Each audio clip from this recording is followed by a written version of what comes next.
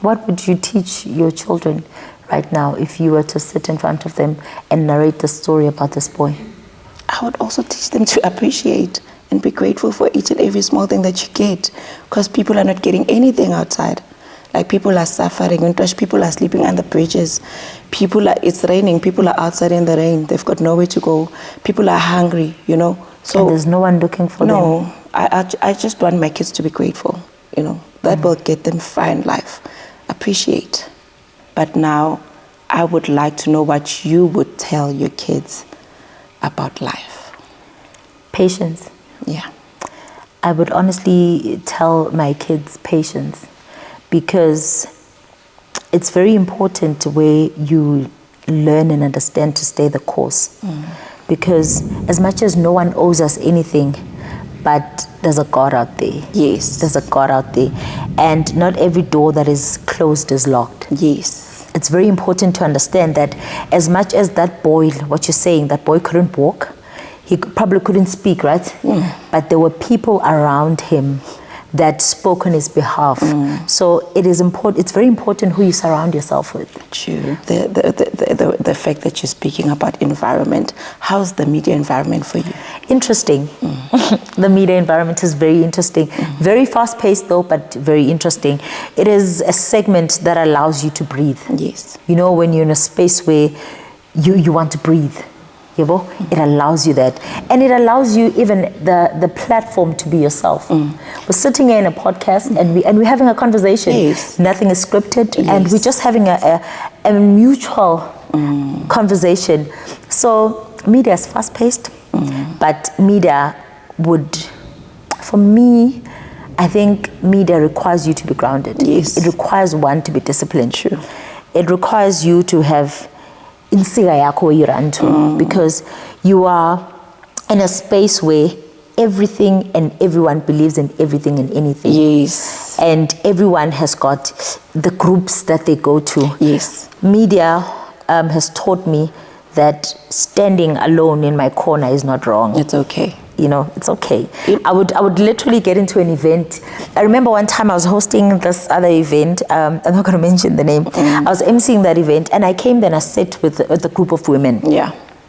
But you know how women tend to be like in spaces that are not spaces. Yes.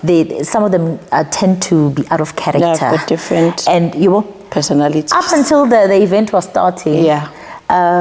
I'm not going to mention the guys that called me. They called me to say, and I immediately stood up.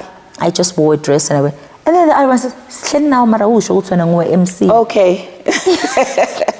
Did you apologize? I'm sorry. I'm like, yes, you know. So it's a space that would want you to stand your ground. Yes. Yeah. Because there's a lot happening. Fast-paced.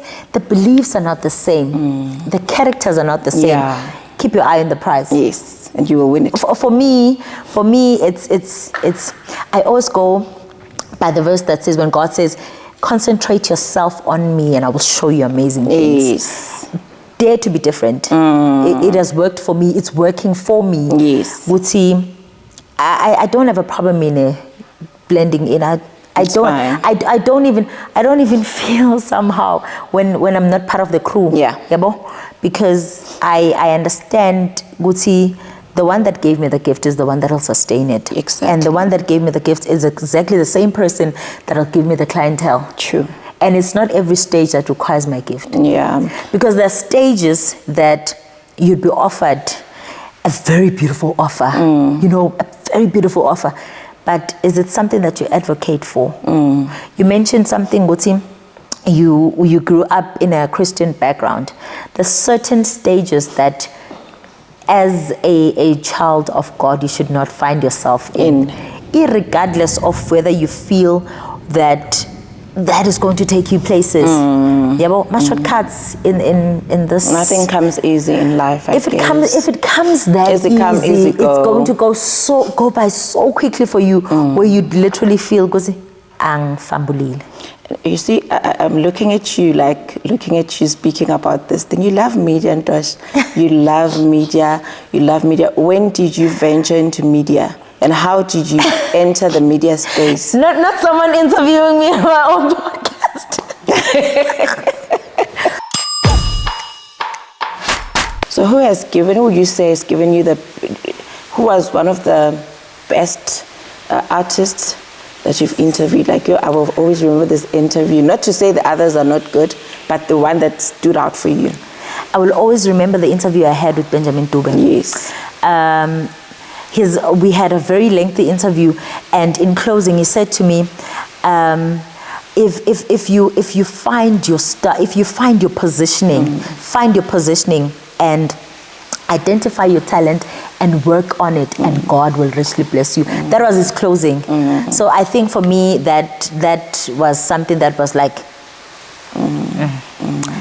a podcast that turned into my guest interviewing me. I told you guys earlier that today we're having a very interesting show with my TV's second presenter, that was Nkuli Mjaji. Very informative and very interesting.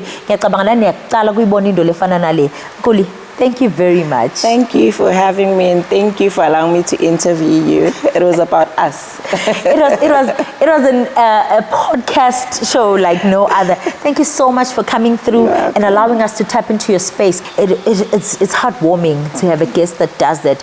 Siyabonga kakhulu. And you at home, you can still follow us on all social media platforms. A beautiful thank you to Nile Dorado Villa for allowing us to utilize their premises in shooting our second episode of Yours Completely. Follow me on the socials as Ntosho Ngomane on Facebook, on Instagram, and on TikTok. Don't forget to like, share, and subscribe on my TV network. From me and the rest of the team,